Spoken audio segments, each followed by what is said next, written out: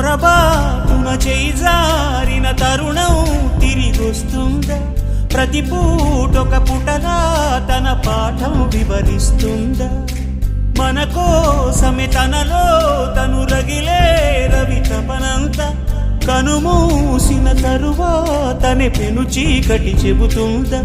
కడతేరని పయనాలెన్ని, పడదోసిన ప్రణయాలెన్ని అని తిరగే ఛాయా చరిత పుటలు, వెను చూడక ఉరికే కథలు, తమ ముందు తరాలకు స్మృతుల చితులు అందించాలా ప్రేమికులు.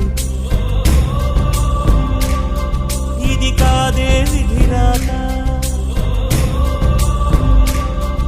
అనుకోదేం ఎదురీత.